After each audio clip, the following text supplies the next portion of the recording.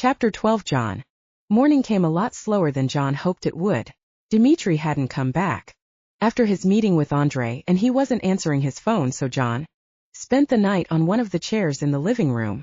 It wasn't that he was unused to staying up all night, but staying here alone with Naomi in the next room was a lot more stressful than anything he'd done before. He tried to keep busy, unpacking the bags he'd brought with him and reorganizing the food he'd brought up to the cabin a couple of days before. The cabin was almost literally in the middle of nowhere. What they didn't bring with them, they just would have to go without. Keeping busy didn't really help to distract him from her presence, though. Naomi was in the storage room on her own, and he couldn't really stop feeling like he was supposed to do something for her, like go to her and watch over her or something. He'd already gone through everything he had to do twice, checked the perimeter around the cabin, and listened at the storage room door for any concerning noises. Everything was quiet and peaceful. Dimitri hadn't left him any instructions other than to watch Naomi, and at a certain point even John couldn't find anything to do anymore, so he set about exploring the cabin. There wasn't that much to explore in the first place. Other than the storage room and the living room, there was one dusty bedroom with some sheet-covered pieces of furniture. He peeked under a couple of them, and to his great delight found that there were some dusty books on the shelf. They weren't great literature, but it was a way to pass the time. He settled on the chair with a book to wait out the night. It went by at a snail's pace, and by the time the sun came up, he was about ready to climb out of his skin. He tried to call Dimitri again, but there was no answer. He glanced down the hall at the storage room. He might as well get her some breakfast. If she starved to death before Dimitri got back, he was a dead man.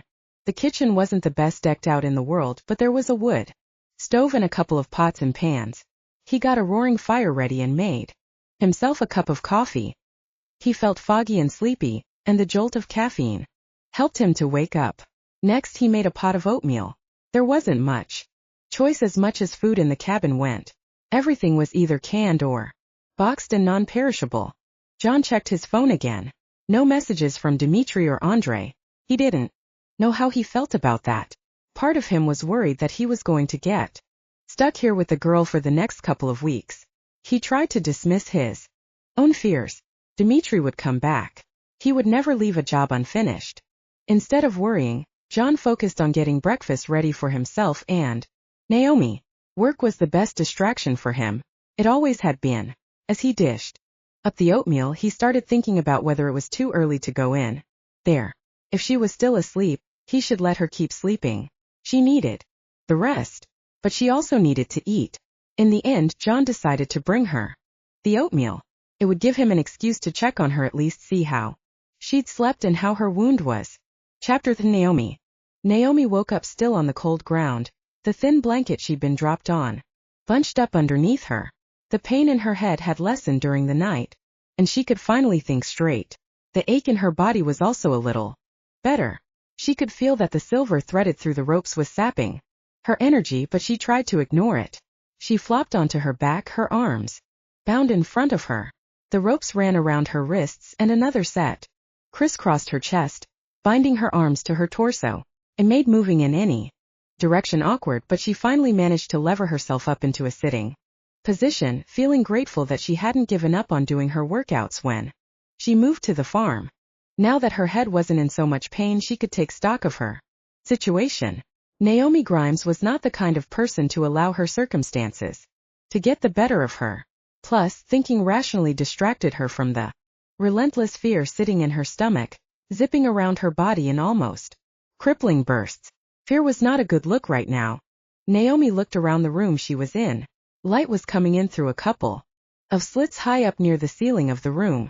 The door looked like it belonged to a bank vault, heavy and metal. It was the type that locked from the outside, so the chances of her escaping by fiddling with the lock were 0. She lifted her chin and listened hard, trying to make out any sounds outside, but she couldn't hear a single thing. Not cars, not people. They were clearly somewhere quite isolated, which meant that she was on her own out here. She thought back to the other night, trying to piece together the information to find clues as to the situation that she was in. There were definitely 2 guys here, but perhaps more. The older one, the one with the bad breath, was familiar for some reason, but she couldn't figure out why. She tried to remember the day before. Everything was still fuzzy, but snippets were starting to come back to her. She'd been doing chores on the farm. She'd stopped to look at the flowers, and then something happened. She still couldn't quite land on it. The bandage wrapped around her head itched, and she was reminded of the man who treated her last night. He certainly seemed like he knew what he was doing with the dressing and bandage, and his carriage reminded her of a soldier. Why would he treat her head, though? Clearly these people wanted her alive and well for something. Her head was starting to hurt a little again. She had no idea where she was. She didn't know who was keeping her here, and there was no way to get out. Her hands curled into fists, her nails digging into her palm. She was stuck. She had never responded well to situations she couldn't control. Her core. Naomi Grimes was a true control freak. She leaned back against the wall, letting the freezing concrete cool her body. It was refreshing in a strange sort of way. It reminded her that even though an intrinsic part of herself, her wolf, had been throttled, she was still alive, that her body still felt things. And as she sat, Naomi set about thinking her way out of this situation. There was no way of telling how much time passed, but a little while later, the creaking of the door echoed through the room and snapped Naomi out of her daze. The younger man from before walked into the room, carrying a tray in his hand and a large bottle of water under his arm. "Good morning," he said as he walked in. Naomi didn't reply, just sat up straighter and glared at him, trying to look stern and scary, but the aroma of the food wafting off the tray made her stomach rumble, and she realized that she couldn't remember the last time she'd eaten. He set the tray and the water down in front of her. She kept as still as she could, not wanting to let him know that she was observing him for any clues. He was wearing all black, the same as the other night, and other than a key that was attached to a chain on his belt, he had nothing on him as far as she could see. His t-shirt was tight enough to tell that his body was extremely worked out. The man crouched beside her and started working on the ropes on her arms. He worked quietly and efficiently, and moments later the ropes around her shoulders were released. Naomi flexed and stretched her arms out in front of her. Her shoulders popped deliciously.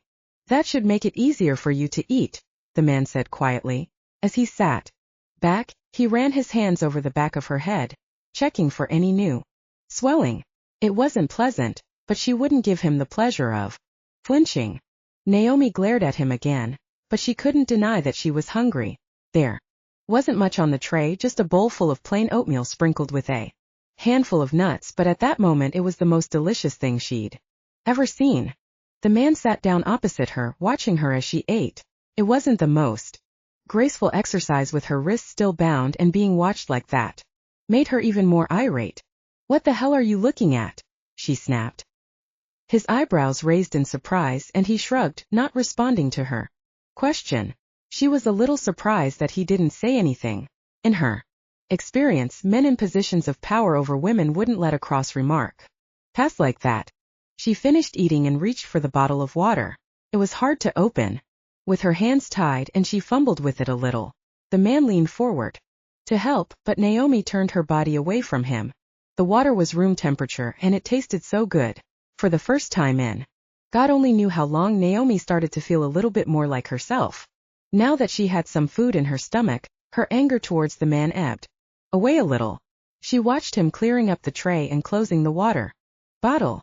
He didn't seem like the chatty type or the kind to just give information away for the asking. She'd found out that much last night.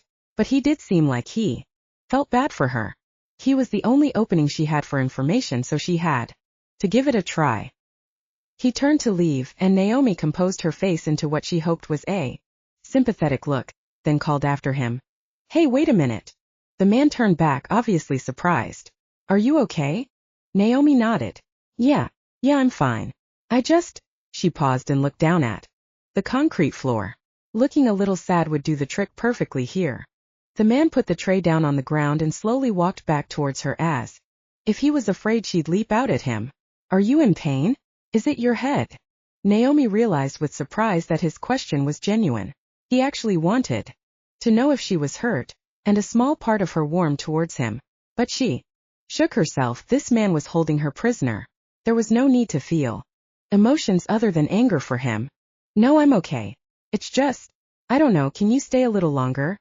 she asked. It was a risky question, but if she could get him to talk, maybe he would let something useful slip.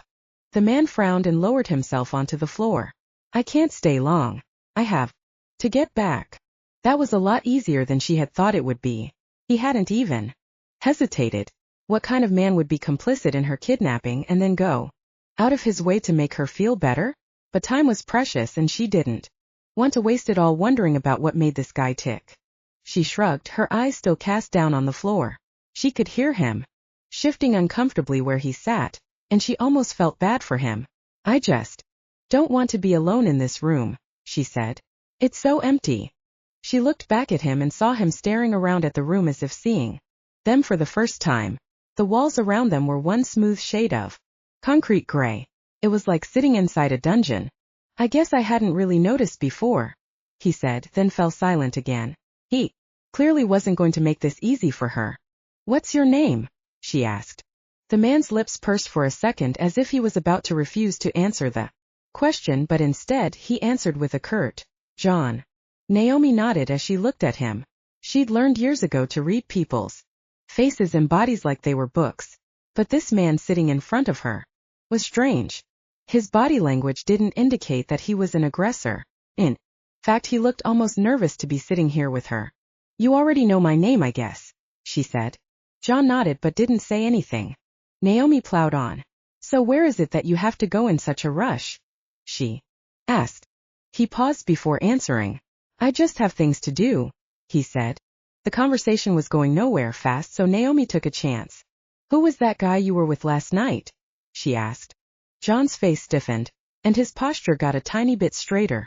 Not many people would have noticed it, but Naomi was good at picking up things no one wanted her to see. That was. He paused, searching for the right word. He finally settled on saying, that was my boss. Does he have a name? She asked. John shook his head. I can't tell you that. You can't tell me his name? You told me your name.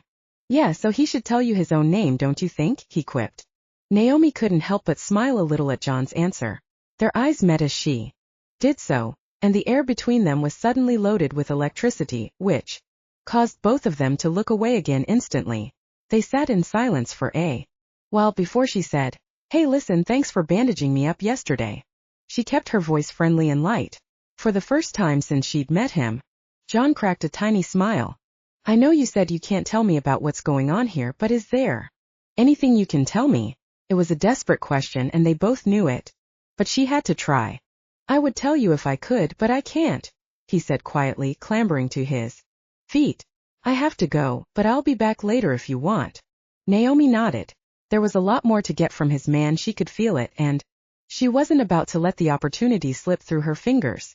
He nodded briefly back at her, and then he was gone. She was alone again in that lifeless dungeon of a room, but at least her arms were freer than before. Her wrists were still bound in what looked like the Gordian knot, but she could bring her arms down to try to work on the ropes around her legs now. She didn't know how long she struggled with that before giving up.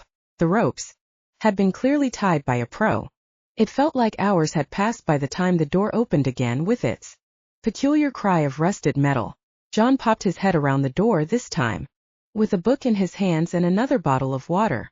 I thought you might like something to entertain you, he said. He put the book in front of her. It looked like a generic murder mystery. Naomi smiled. Thanks. John shrugged. At least it's something to do, right? She nodded in response, trying to make sure he saw that she was grateful. And she was sitting in an empty room with nothing to look at and no one to talk to was making her bored out of her mind. She knew herself well enough to know that she would go crazy like that. I appreciate it, really, even if you won't tell me who you are. She cracked what she hoped was a wry smile. John cocked his head to the side. You know who I am. Not what I meant. He went quiet, the stiffness from before taking over his body. He put the bottle of water in front of her as well, as if it was an afterthought. You should stay hydrated. You'll heal faster. He strode out of the room without waiting for an answer. She picked up the book and flipped through the pages. It wasn't anything special, but at least she had something to look at besides the walls now. She read through the first few pages. Felt like her brain was coming back to life. John may not have told her much, but she knew enough about him to be sure that he was going to be the key to figuring out what was happening here. She thought back to the other man, the one who smelled like a hyena. There was something impossibly malevolent about him. His very aura exuded badness. John was different. It seemed wrong somehow that a man like him would work for a bad guy. What was the story there? It was just another mystery for her to solve. Naomi settled back against the concrete wall, the book in her hands. Without a clock, it was impossible to tell how fast or slow time passed in this place. And there was no telling when John would be back. At least the book was going to help pass a few minutes. Chapter 14. John. As soon as the door clanked shut behind him, John took a huge, fortifying breath. This job was a lot more challenging than he had thought it would be. This woman was having an effect on him. He found himself impressed with her. With her core strength, with her attempts to fish for information. She was in an impossible situation, and she was a smart enough woman to have already realized that, but she still tried. She was tenacious, he'd admit that. Naomi wasn't reacting to the situation like he thought she would. He'd expected tears and begging, and for a while last night he thought that her anger might give way to that, but she'd managed to keep up her strength. She'd lashed out at him, then tried to be friendly to get information, but she hadn't broken down. He had a feeling that Dimitri had underestimated her. Whatever it was that Andre wanted to do with her, she probably wasn't going to give him the satisfaction, which made him feel strangely proud. When she'd cracked a small smile at him earlier, something in her face had tugged at a deep place in his gut. It had made him feel uncomfortable and happy at the same time. Seeing her sitting there in the bare concrete room made him feel bad for her. But there wasn't much he could do for her, other than untying her. He ignored the thought in the back of his head that that was the wrong thing to do, cooking her food, and bringing her some entertainment in the form of a book. He understood better than almost anyone how it felt to be stuck somewhere without any control over what was happening to you, unable to leave, and with no idea of what was going on. He would have told her things if he could, but he'd been trained to keep his mouth shut as much as possible. Somewhere deep down he really did want to tell her something, anything about what was going on, but he couldn't. At least she looked a lot better than last night. Her skin wasn't as sallow. The bags under her eyes were lighter, and she showed no signs of pain or dizziness. The dressing for her wound was holding quite well, and he was pleased with himself for applying it so well. As he walked back to the living room, he heard his phone buzzing, making him realize that he'd been in the storage room for too long. If Dimitri found out he'd been talking to Naomi, he wasn't sure if he'd make it out with his life. John picked up the phone and cleared his throat before he answered. "Hello, puppy. How was everything last night?" asked Dimitri. John flushed. That nickname made him feel around 2 inches tall. "Everything's fine. Nothing to report," he replied in an even tone. "Good. I hope you haven't gone off plan." The implication was clear. Dimitri had noticed John's hesitation yesterday, and he wasn't happy with it. "Everything's going according to plan," John said. "Andre wants to put off his meeting with our guest. He's gone out west for pack business for the next few days, and he won't be able to come out to see her until after that. But I'll be back soon." Dimitri's voice took on a slightly serpentine tone. "I want to have a couple of days with her before Andre gets his hands on her."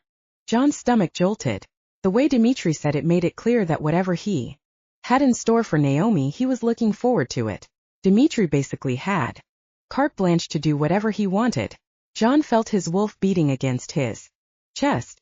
Naomi had no way to defend herself against a man like Dimitri. She was tied up, unable to escape, and her wolf was disabled. A bubble of anger welled up in him, but he pushed it down. It was not his place to question his boss. Realizing that he hadn't responded yet, John shook himself and choked out, "Understood." Dimitri grunted and hung up the phone. It took John a while to calm down the conflicting emotions that were coursing through his body. He felt for Naomi, for putting her in this situation with the two most unstable men in Sanguine. No matter what she'd done, no one deserved something like that. But at the same time, he was a soldier. He had sworn obedience to his boss, and he wasn't going to let one job, one woman interfere with that and everything he'd worked so hard for. He had clearly spent too much time with Naomi. He needed to take some distance. The only time he went into the storage room for the rest of the day was when he was bringing Naomi her meals. She tried to talk to him a couple of times, but eventually she gave up. He felt a little bad for ignoring her questions, but Dimitri's call had rattled him. He was here to do a job and he couldn't let himself start feeling bad for her. Still, he had to admit that she was handling herself greatly. She didn't panic, she didn't scream, she just tried to get her bearings by pumping him for information. It was pretty admirable given the circumstances, but her probing questions made him extremely uncomfortable.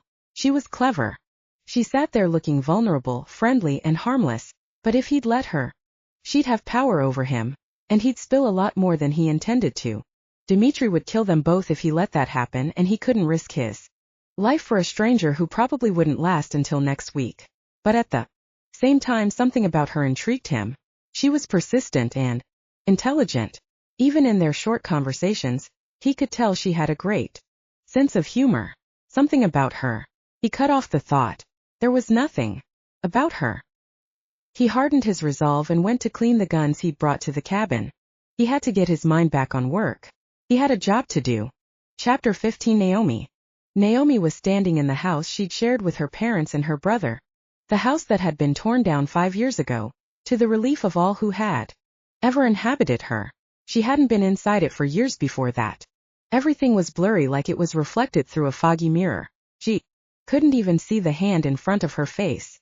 Her bare feet were freezing. She rubbed her eyes hard, but her vision didn't clear up, so she tried to feel her way out of the room. Her legs moved slowly like she was walking through a sea of honey, and she tried to will herself to go faster, to reach the outline of the door in the distance. Snippets of sounds floated up from downstairs. Voices. 2 of them. One of them was definitely her father's, but she didn't recognize the other one. They were shouting, angry. Naomi strained to hurry to the door, to get there before the man hurt her. Father. Chairs scraped on the floor, footsteps thundered on the old lino, and fists hit tables, echoing through the house. The fight reached a crescendo as she reached the door. Her legs still wouldn't move, damn them. She'd never make it down in time. Out of nowhere, a huge bang rattled the house. The china cabinets in the kitchen chimed as the explosion reverberated. Naomi's heart dropped to her stomach. She knew what happened next. Dad would disappear for a few days. He'd come back covered in bruises and crying. He would turn into the shell of the man he was for the rest of his life, crawl into a bottle and never come back out again. Just before Naomi reached the door and stepped outside, she was wrenched back into wakefulness. Her heart hammered in her chest as she lay in the corner of the gray room, and her body was covered in a sheen of sweat. She slowly maneuvered herself up, sat against the wall, and wrapped the blanket around her chest and shoulders. But it wasn't helping. She was cold, desperately cold. She pushed the nightmare from her mind and tried to think of something else, of how she would find a way out of this wretched situation. All her life, she'd been able to fight back when people put her in dangerous situations. She'd fought back against her father, and she'd fought back against Nicholas and Andre. She'd more than earned her reputation as a troublemaker in Sanguine, but being tied up in a room with windows so high up that she couldn't even see out of them was not exactly a scenario she could have ever practiced for. She chuckled bitterly to herself. Even if she wanted to, there was nothing she could do in this condition. She was a sitting duck. She'd been kidnapped and tied up somewhere with no hope of escaping. John hadn't told her anything new, and the other man hadn't made an appearance since that first night. Seemed like they wanted to keep her here forever. Cold light was coming through the high windows.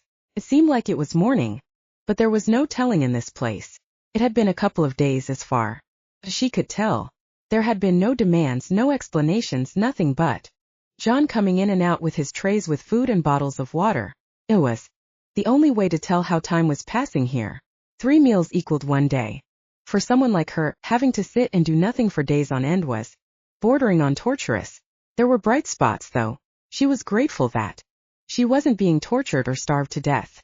She thought about Allie, about her constant accusations that Naomi was not enough of a positive thinker, and she chuckled to herself.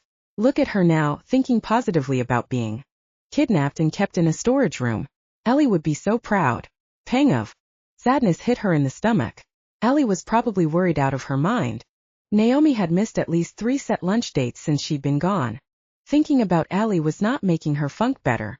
Allie was the one point of stability in her life, and the thought that she didn't know when she would see her best friend again, or if she would see her again, pained her to no end.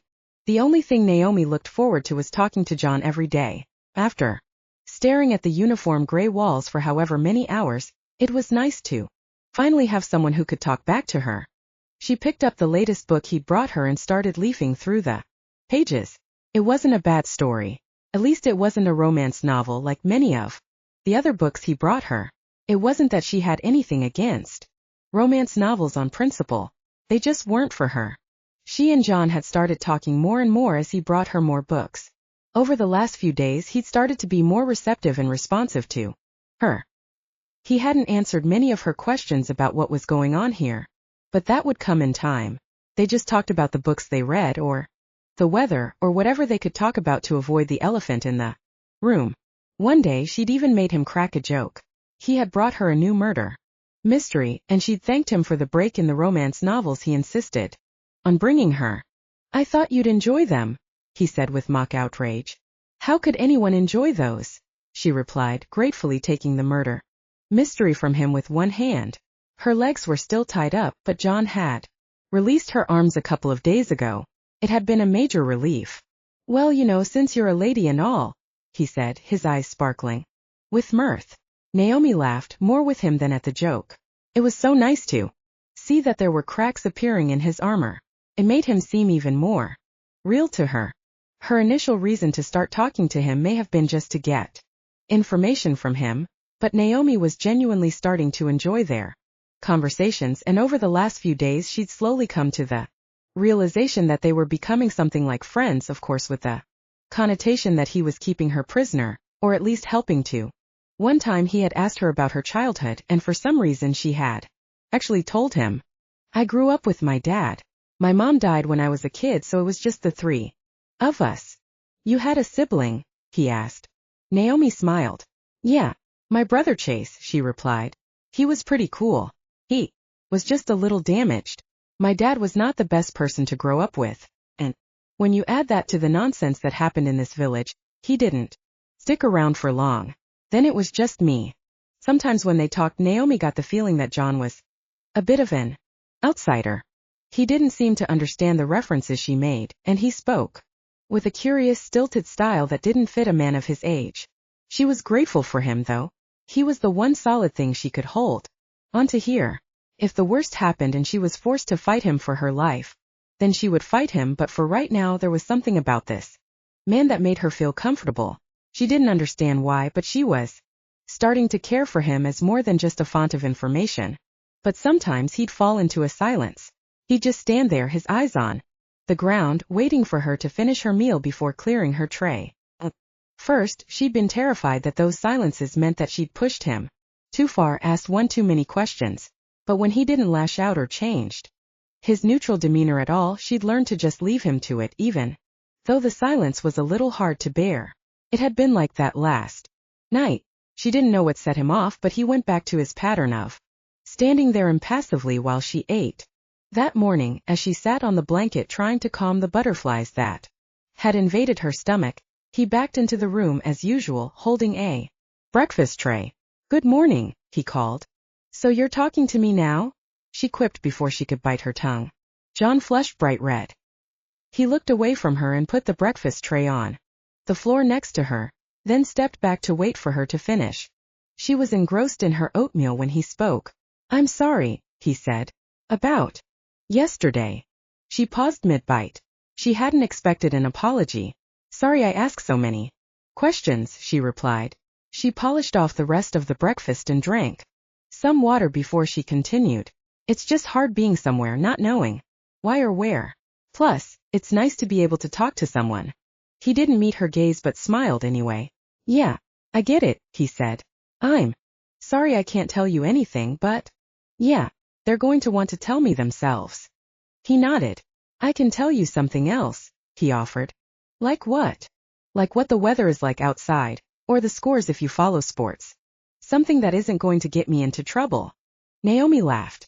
"Does that mean you can stay a little longer today?" He pulled his phone out of his pocket and checked it before he nodded.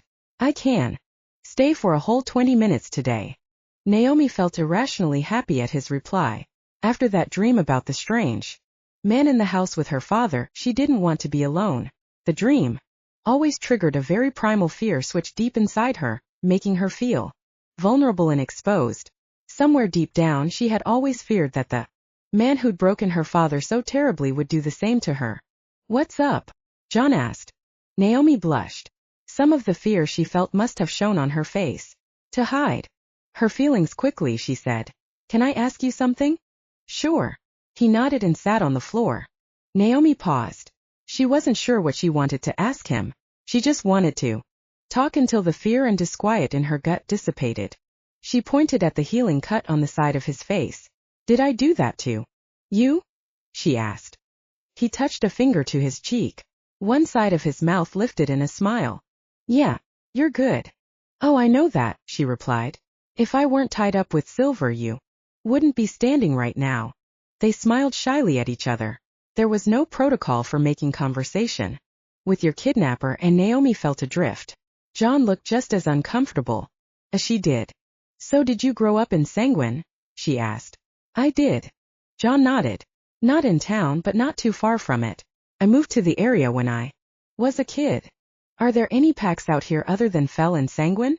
He shook his head. No, but I wasn't with a pack. You were a loner? He shook his head again. It's complicated. She could tell that he wanted to say more, and she so desperately wanted him to, but there was something bothering him and she didn't want to pull it out of him before he was ready to walk. Whatever it was important to him. She shrugged and gestured at her tied legs. I'm not in a hurry to be anywhere. John looked at her, the muscles in his jaw working as if he was loading up an answer before he said, I didn't really know my parents. I was kind of adopted, and the people who took me in had a place just outside town. I was homeschooled, so I didn't get many chances to come into town. That explains why I don't recognize you, Naomi said. Small towns like this. Everyone knows everyone else. Yeah, I guess so. What about you? What was growing up here like? It wasn't bad. We did have some strange alphas, but for the most part I think it was like growing up anywhere else. My friends and I would sneak out and drink in the woods, break curfew, that kind of thing. Was it fun? She frowned. Was what fun? John flushed again. Sneaking out, getting drunk in the woods. All that stuff. She smiled. Yeah, it was great. You never did that. My hosts were kind of strict about that.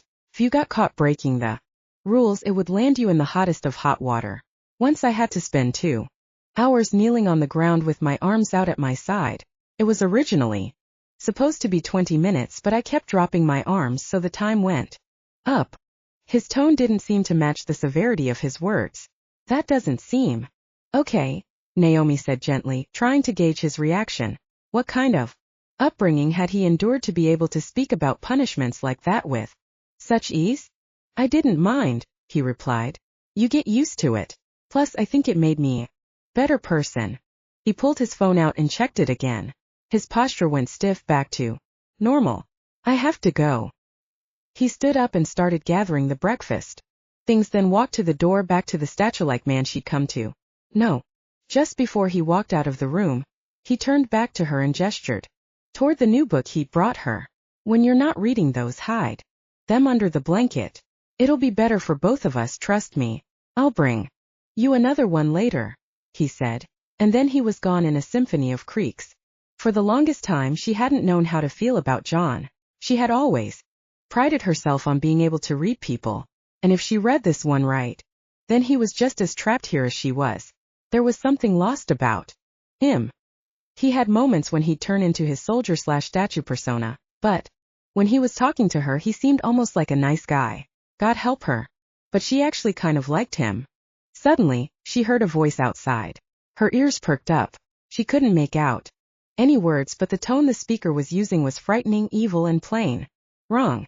She hurriedly shoved the book underneath the blanket, making sure it was messed up enough that a cursory glance wouldn't reveal anything. Every molecule in her body begged her to put distance between herself and this person. It was that feeling, more than the sound of the voice or the self-satisfied laugh that came through the door as it opened again, that started to put the pieces of the puzzle into place. As the man walked into the room, the whole space was taken up with the most odious smell, a smell that pulled at her memory. He was the man she'd seen that first night in this room, who'd leaned down to leer at her, and as he swaggered back into the room, she was overtaken by the most primal and base fear that she'd ever felt. The man squatted down beside her. Her eyes almost watered from the smell. The silver suppressed the physical expression of her wolf, but it didn't stop its intuition and heightened senses. When he was this close to her, it was like sitting next to an open sulfur pit. The man's eyes were crinkled at the corners with mirth, even as Naomi tried to shrink back from him. There was an aura of gore around him, of something unspeakable. He leaned in closer to get a good look at her, and at that moment, looking at the taunting smirk on his face, she knew it was him. "Good morning, Miss Grimes," he drawled. "From the look on your face, I think you remember me." For a moment, Naomi felt her body straining to transform, her skin crawling with that familiar sensation. The silver was throttling every physical impulse, but her brain was going haywire, signals firing, thoughts racing. Then everything went black. Chapter 16. Allie. "Allie, you can't do this just because you have a hunch." Ben ran his hands through his hair in frustration. Allie sat at the table in front of him, her face passive. "It's the only explanation that makes sense, and you know it. And even if he had nothing to do with it, maybe he might help me figure out who did." Ben nearly roared with frustration. "Baby, your father is not a stable person. If you ask for his help, he'll take that as an invitation to meddle in your life again, or worse. You don't know what could happen. You're being irresponsible." It was an argument that had been going on for the last 2 days. When Allie and Ben found out that the pack wasn't going to help them find Naomi, they decided to launch a search on their own. They'd gone to all her haunts, talked to all the people in town who could possibly have seen a strange vehicle driving into or out of the village, but no matter how hard they tried, they couldn't find any leads. Then one night Allie had woken up out of a dead sleep, her heart beating in her ears and a terrible thought in her mind. Her father. There had been rumors that Andre Galkin was not acting like himself these days. Traders between the 2 villages, mostly human, brought stories with them of the new alpha's hair, trigger temper, and his stranglehold on the pack members. People were more afraid to speak out than ever before. He was starting to consolidate his power in the village, finding dissent wherever it sprouted and stamping it out, root and branch. And who was a bigger dissenter than Naomi Grimes? She'd helped Allie wriggle free of her father's grasp. She'd snatched a powerful marriage alliance right out from underneath him, and she had the gall to go live in fell without joining the pack. She was a sanguine wolf who refused to pledge her loyalty to the alpha, and that was unacceptable to a man like Andre. He would be incensed by her, not only because of Allie, but because she had dared to flout pack traditions. But Ben wasn't receptive to her theory. He had tried everything he could to dissuade her, including reminding her of her father's actions the last time she saw him. Andre Galkin was not above drugging and forcing his daughter to marry someone just for the possibility of an alliance for his pack. There was no telling what he would be willing to do to Naomi. Looking at him now, Allie could tell that she hadn't been able to convince Ben, though she suspected that that was partly due to the fact that he simply didn't want to believe it. "Allie, you said it yourself, this just isn't his style," he told her over his cup of coffee. "He wouldn't do something this crass." Allie shrugged. "Well, to be honest, I really don't know what is or isn't my father's style anymore, honey. But what I do know is that he's the only one with a motive to hurt her. She made him look like a fool with me, and then she decides that she's not officially going to join another pack. Instead, she, Sanguine Wolf, is just going to live wherever she wants, fraternizing with members of the pack he thinks stole his only daughter. He isn't going to let that slide." "Okay, fine," replied Ben. "Say you're right. Say he did it or he hired someone to do it. That still gets us no closer to finding her. Actually, I'd say it gets us further from finding her. Your dad isn't going to leave loose ends on something like this. He's probably sliced everyone who had something to do with it. We have nothing." Allie took a sip of juice. As much as she hated to admit it, Ben was right. If Andre had taken Naomi, they probably would never find her. He was a meticulous man. No matter the stories of him losing his grip on reality, he wasn't going to leave a trail for people to follow. I'll call him, she said eventually. Ben nearly choked on his coffee. Excuse me. I'll call him and tell him that I think we should talk. Then I'll just ask him straight out. He's not going to lie. He'll want me to know that he has her. And that I can't do a damn thing about it. Ben cursed, stood up, and turned around to stare out of the window. A long silence stretched between them. Maybe you should stop huffing and puffing like the big bad wolf and tell me what's on your mind, she said. What's on my mind is that you want to call a dangerous man and set up a meeting with him. That's what's on my mind. Ben sat back at the table with his arms crossed like a petulant teenager. Honey, I can't let it go. It's the only chance we have of finding her. She's been gone for days and there's been no communication, no ransom demand, nothing. That means that whoever took her wants her to stay gone. I have to try.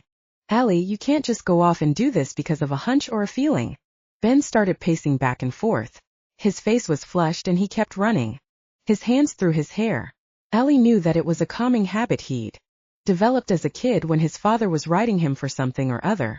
Allie could sense the frustration coming off him in waves, but this was too important to give up on.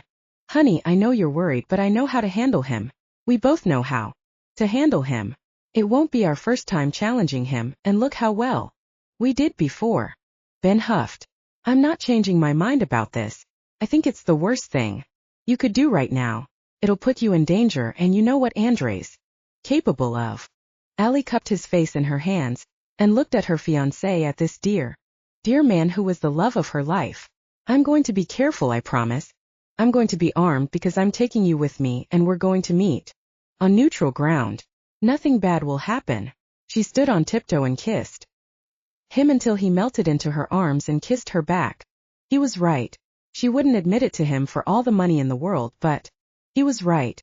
Contacting Andre could be very dangerous, but she had to try. She had no choice. That night, while Ben was in the shower, she called Rex. He answered his phone instantly. I was wondering when you might be calling me, Rex said. What do you need? Allie explained her plan of calling her father and meeting him at a neutral location. When she was finished, there was silence on the other side. Are you sure this is a good idea? Rex asked finally. You sound like Ben, replied Allie. Well, Ben is a smart guy, Rex said. It just seems like you might be putting yourself in a lot of danger. Allie scoffed. It's the only option I have, Rex. No one saw anything, no one heard anything, no strange cars, no strange people, nothing. Without this. She trailed off. She didn't want to finish the sentence, didn't want to think of the possibility that they wouldn't find Naomi. She quickly continued, talking to ward off the despair she was beginning to feel. I've looked everywhere. I saw tire tracks in the woods behind the barn, so I think that's how they got away, but other than that I have nothing. These guys were really well prepared. Rex sighed. All right. Meet me at the store in an hour and we'll talk. He hung up before she could say anything else. Allie put down her phone and stared at it. It wasn't much, but it was something. She waited until Ben was out of the shower before she told him that she'd spoken to Rex. He wasn't happy, but he knew better than to question her. So he got dressed in silence. They drove out to the store together. The silence hung heavy between them. Allie wanted to reach out and touch Ben to say something before they got to the store, but she held back. She knew Ben wasn't happy with her, but she also knew that she wasn't going to back out of her plan. When they arrived at the parking lot of the store, they found it completely empty. Most people were in their homes at this hour. Rex was already waiting for them beside his black SUV, carrying a black backpack. The three of them walked to the back door and into the office together. The air was so thick that they could have cut it with a knife. None of them had the stomach for the usual small talk. I guess we all know why we're here, so I might as well get started, said Rex. But for the record, I was not in this office tonight. I did not see either of you since I told you about the elder's decision. He dropped the black backpack onto the desk and unzipped it, pulling out a black pouch and a folded map. He unfurled the map and spread it out on the desk. It covered the area around Fell and Sanguine. There really wasn't much out air besides the two towns, except for some farms dotted here and there. Rex pointed at the lines crisscrossing the paper, drawn with black and red markers. I didn't look at this map after you didn't call me, but the black lines are the normal roads into town, the ones we all know. He pointed to a bright green dot on the map. That's the farm, he continued, following a red line slashing through the middle of the green dot towards Sanguine. The best I can tell is that, if you found tire tracks behind the barn, this is the way they came and left. I don't know what's on this road. I don't want to know what's on this road.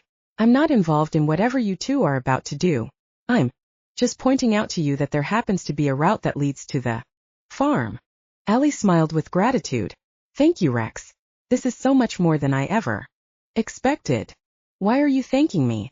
I haven't done anything, said Rex, trying to disguise the twinkle in his eyes with a frown. Let's move on.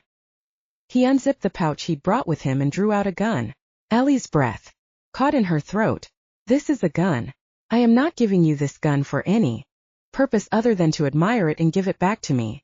You are not under any circumstances to use it to defend yourselves against the trap that Andre will definitely have laid for you when you meet him. He zipped it back up and handed it to Ben. I never thought I'd say this, but right now you're the more responsible of the two of you. Allie rolled her eyes, but she couldn't stop the wave of affection for Rex that washed over her, and she hugged him. Thank you for everything, she said. I promise you will be completely unconnected with anything that happens with us. Rex released her with a gentle squeeze of her shoulder. I'm sorry that I can't do more. It's not a good time for me to piss the old ones off. It'll be easier for me to protect you later if I have them on my side. They left the way they came, quietly and quickly, slipping into their respective cars with no unnecessary noise. Ben and Allie gave Rex some time to drive away before starting their car. I have your back in this. You know that, right? Ben asked quietly. He kept his eyes forward, his hands on the steering wheel, ready to go. Allie squeezed his thigh. I know, and I'm sorry about all of this, but I have to try. Otherwise, we might as well just give up right now. They drove home quietly, each wanting to say so much that they couldn't find the words. They settled for reassuring touches here and there. Allie's mind was on what she was going to do when they got home. Just thinking about it made her feel nauseated. Once home, she asked Ben to leave her alone in the kitchen. She didn't want him to see her possibly break down as she spoke to her father. The man knew how to push her buttons. Ben grudgingly agreed and went upstairs.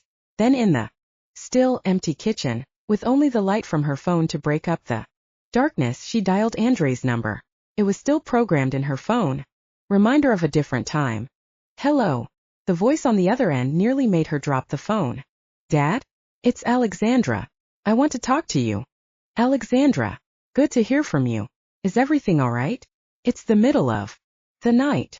Andre's voice didn't betray a trace of sleepiness, which let Allie know that she hadn't woken him up. She took a deep breath before she continued. She didn't want to go through the charade of small talk with her father, so she just dived straight in. Naomi's missing.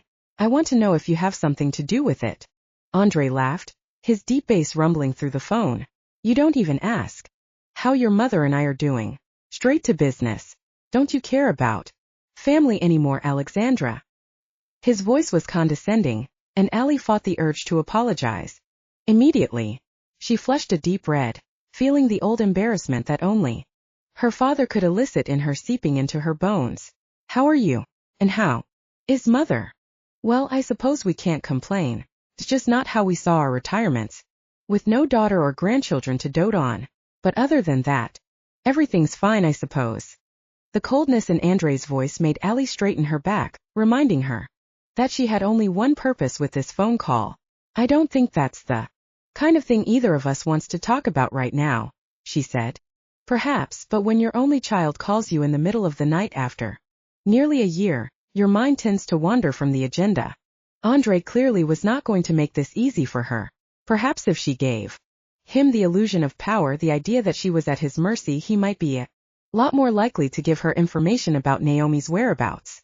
Dad, please. I'm desperate. Please, I'm so scared that I won't find her, and you were the only one I could think of.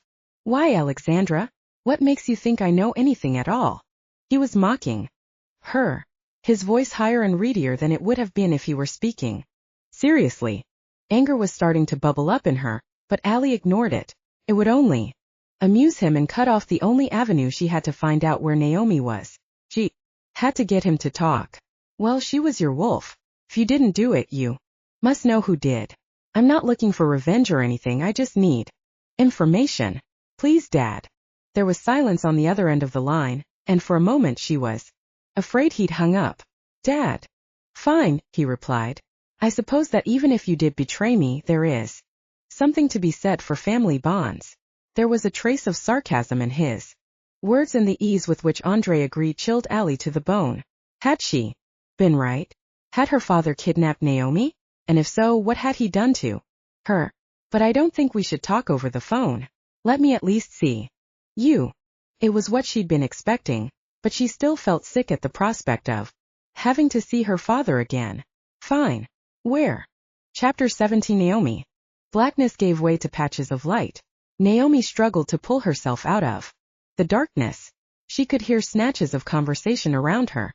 She recognized John's voice and the voice of the other man. Calm down, puppy, she'll be fine. I think it was just the surprise. Dimitri, I don't think we should be doing anything without Andre's authorization, John said. I'm not trying to speak out of turn, so please forgive me. I just don't want anything to go wrong before Andre gets here. He comes back and finds her hurt. He won't be happy. She heard the sound of heavy boots clomping out of the room and the door closing. Her head felt strange and full of air, like it would float clean off her shoulders in a matter of moments. Her hands were tied again. It was the one thing she'd promised herself she wouldn't do. She wouldn't show them an ounce of weakness.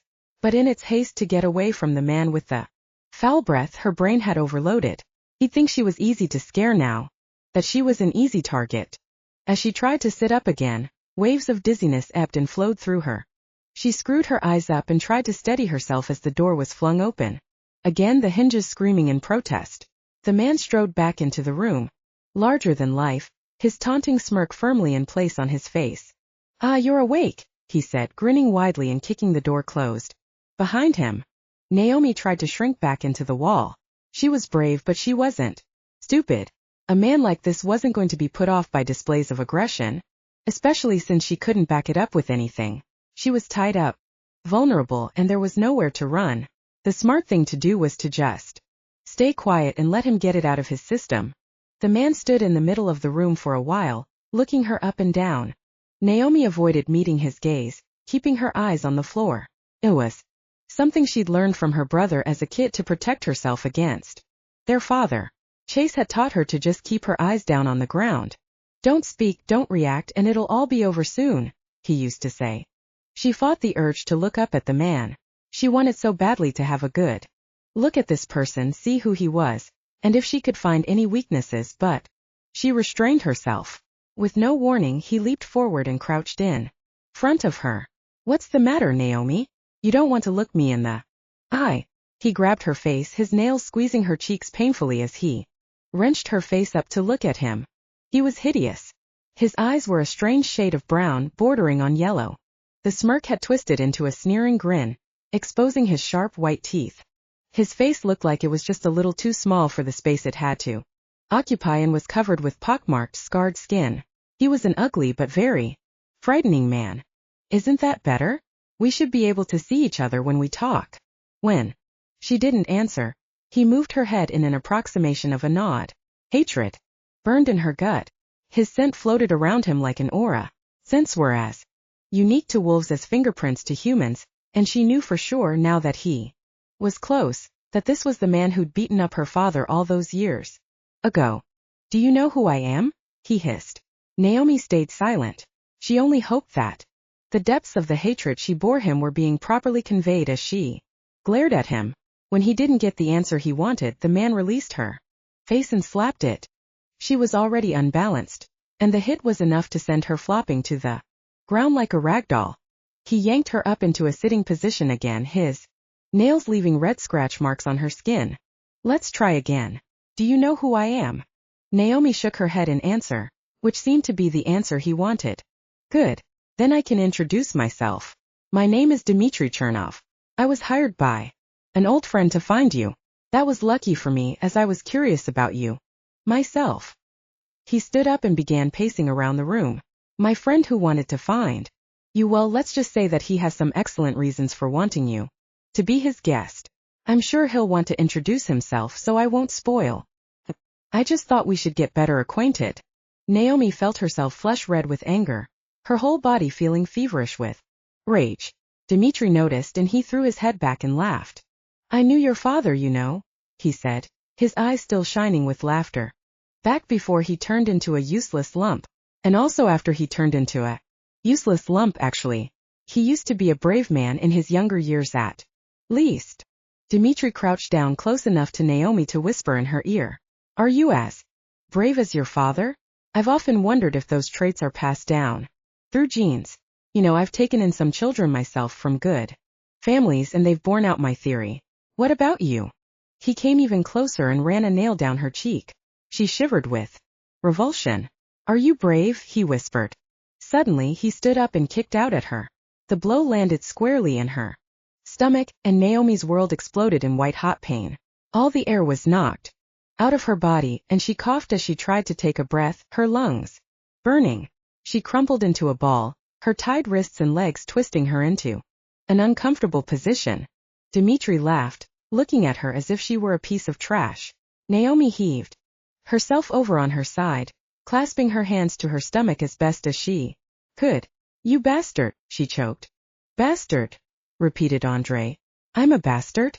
Well, at least you've got some guts, Miss Grimes, although that isn't going to do you any good here.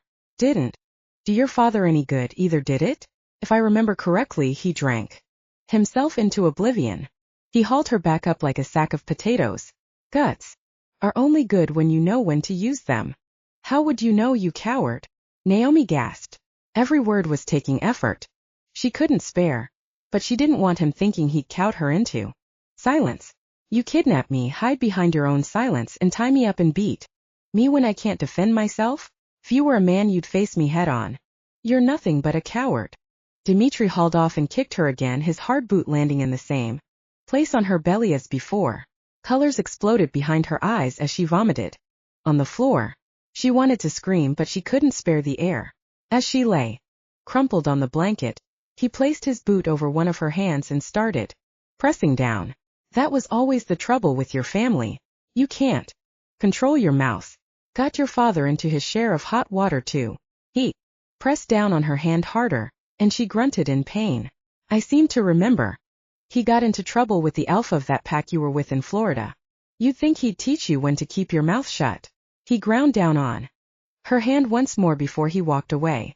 Well, I suppose it wouldn't be sporting to leave you without a couple of answers, he hissed. His voice was the most repulsive thing Naomi had ever heard. I can't say too much yet, but I will say that you are going to be very interested in what we have in store for you. It was so nice catching up with you. He turned around with a wide smile and walked back out the door. I can't wait to see you again soon. He slammed the door shut behind him, leaving Naomi crumpled on the floor. She didn't know how long it was before the door opened again. Naomi cracked open an eye. John. She would have sighed with relief if she could.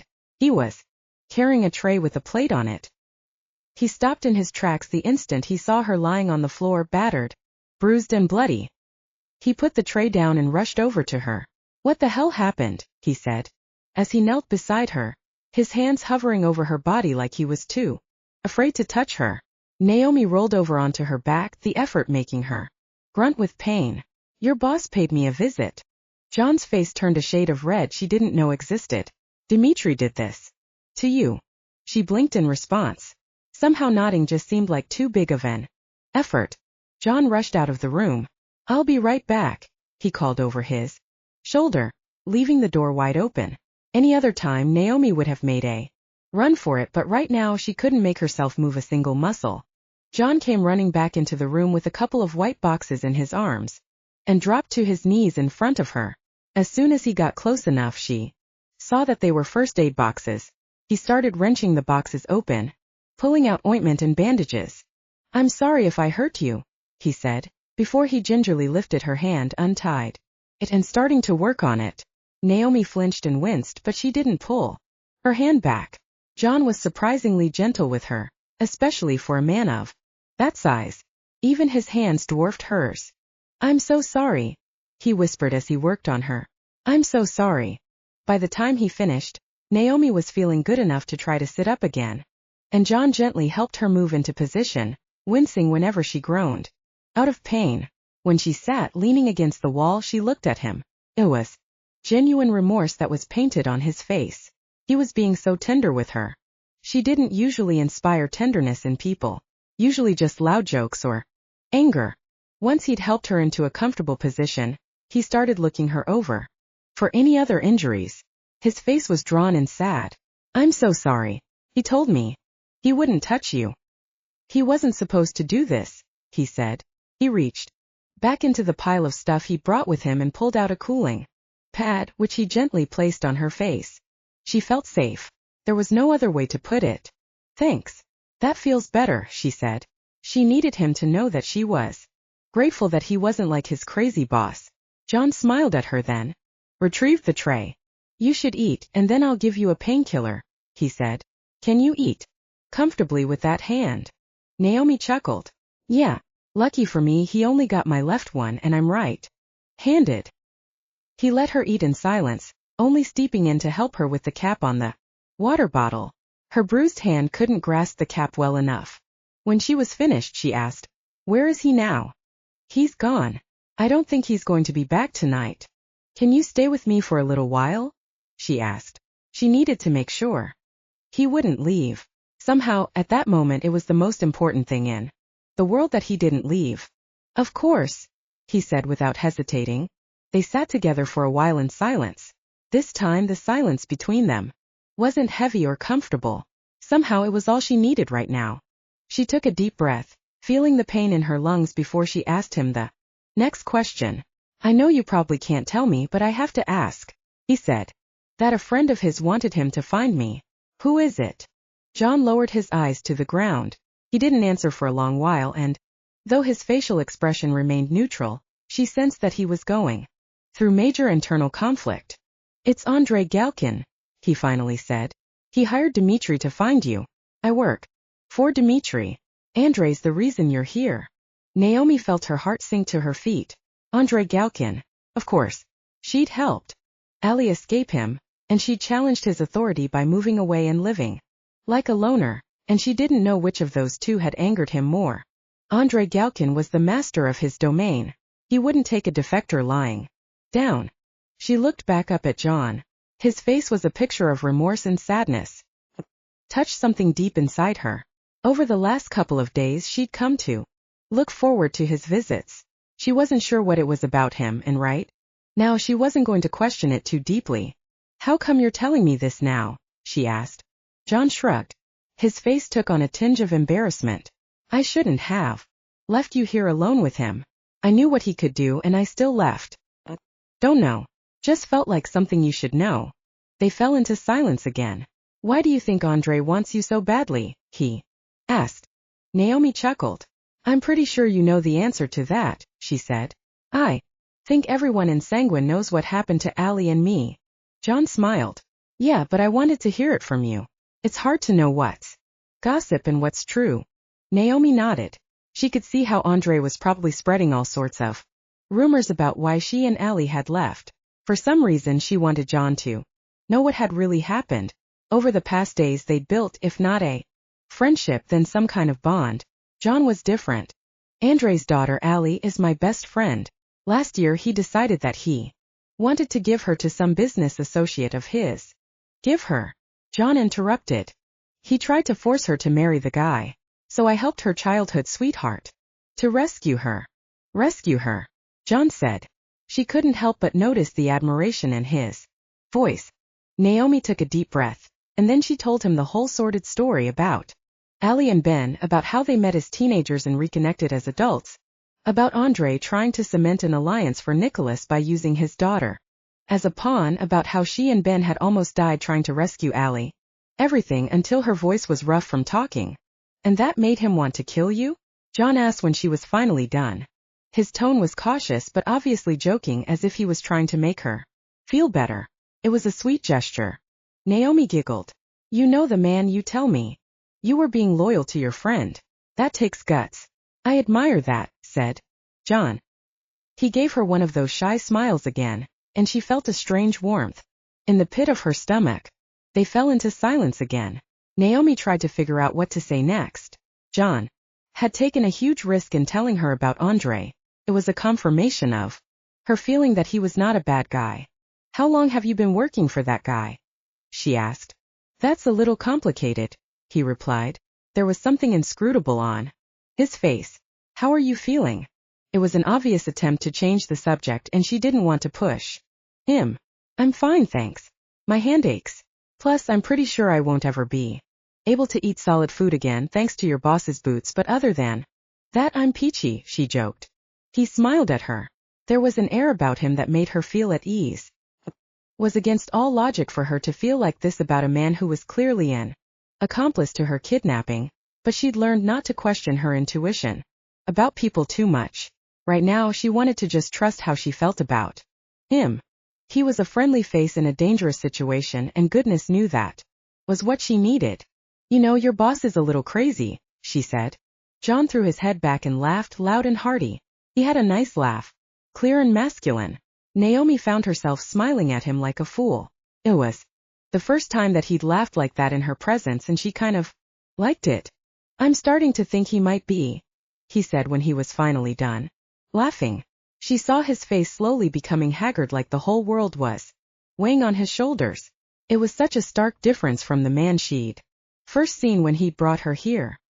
He looked so sad, and as she watched him, Naomi realized that she didn't want him to feel that way. At some point, she'd begun to care about this man and his feelings. "It's just a job, isn't it? You could quit, leave everything behind, and start over." "I did it." "Yeah, you did. I really admire that, you know. Leaving everything you know behind to start a farm. Alone. That's really brave," he said. "But I can't really just leave here. Like I said, it's complicated." "Tell me about it," she prodded. There was something he wanted to tell her. She could sense it. He looked at her for a long moment, sizing her up before he said anything. "You know how I told you that I was adopted when I was a kid?" He gestured towards the door. "He adopted me." Naomi's mouth dropped open. She had no idea what to say.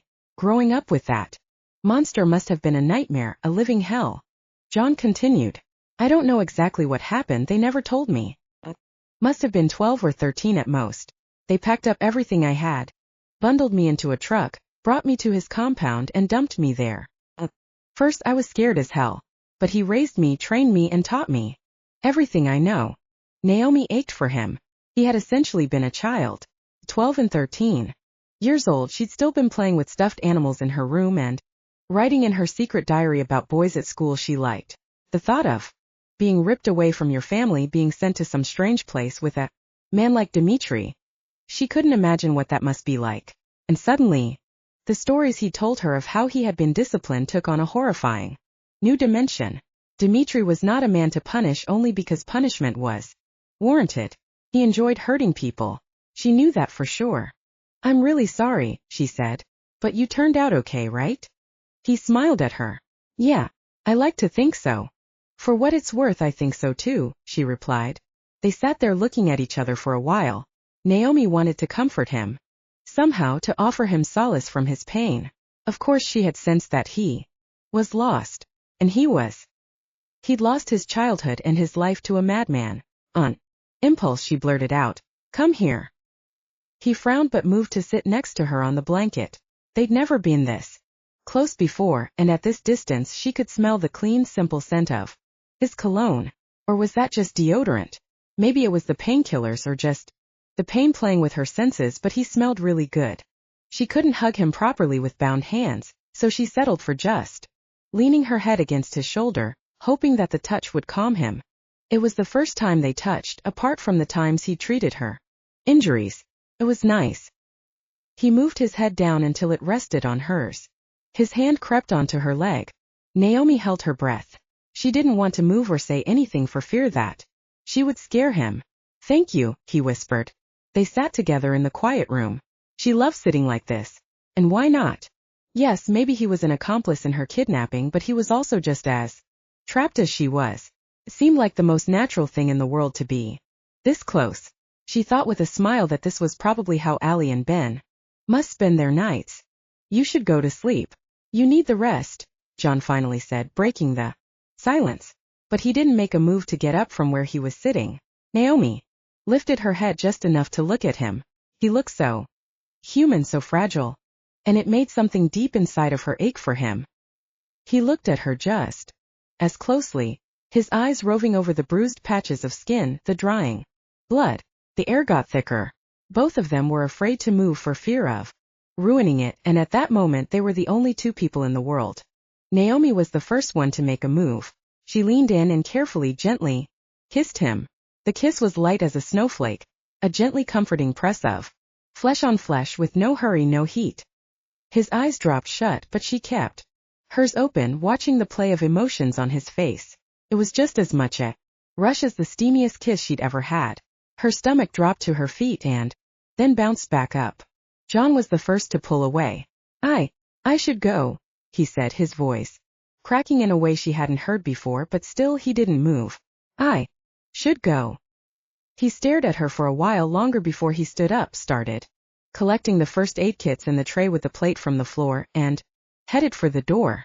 Naomi dropped onto her back on the blanket, feeling the concrete hitting the back of her head. Great. Now she had feelings for her kidnapper. What a fine mess I'm in, she thought.